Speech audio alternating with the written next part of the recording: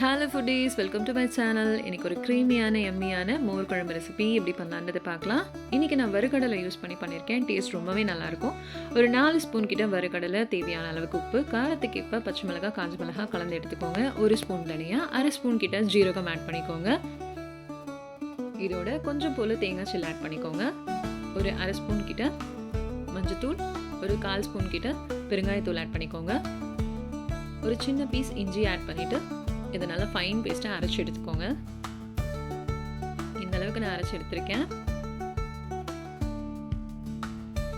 ஒரு 300 ml கிட்ட தயிர் நல்லா பீட் பண்ணி எடுத்துக்கோங்க. கொஞ்சம் புளிப்பாக இருந்தால் மோர் குழம்பு ரொம்ப நல்லாயிருக்கும்.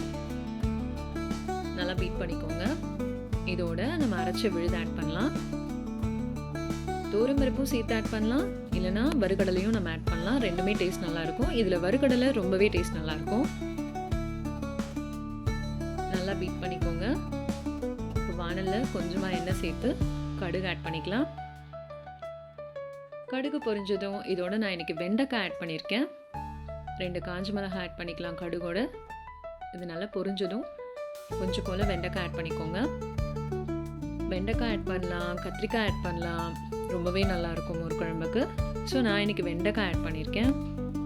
இதோட ஒரு 1/4 ஸ்பூன் கிட்ட மஞ்சத்தூள் இதில் ஆட் பண்ணிக்கலாம். ஸோ காய் குழம்போடு சேர்ந்த மாதிரி இருக்கும். நான் இதில் தண்ணி சேர்க்காம தான் வதக்கிட்டுருக்கேன். இப்போ ஒரு 3 to 4 minutes மூடி போட்டு குக் பண்ணலாம். ஸோ அந்த ஆவிலே வெண்டைக்காய் நல்லபடியாக வெந்திருக்கும். இப்போ நல்லா கலந்து விட்டுக்கோங்க. வெண்டைக்காய் இந்த அளவுக்கு வெந்திருந்தால் போதுமானதாக இருக்கும்.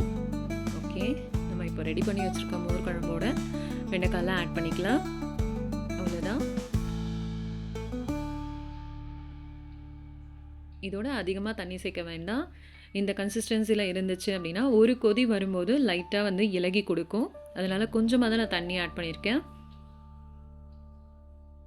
இப்போ உப்பு செக் பண்ணிக்கோங்க. ஒரே ஒரு கொதி தான் வரணும். ரொம்ப நேரம் மோர் குழம்பு கொதிக்கக்கூடாது. டேஸ்ட் மாறிடும், தண்ணியாகவும் ஆகிடும். ஸோ இந்த அளவுக்கு கொதிச்சிச்சுன்னா போதுமான அளவாக இருக்கும்.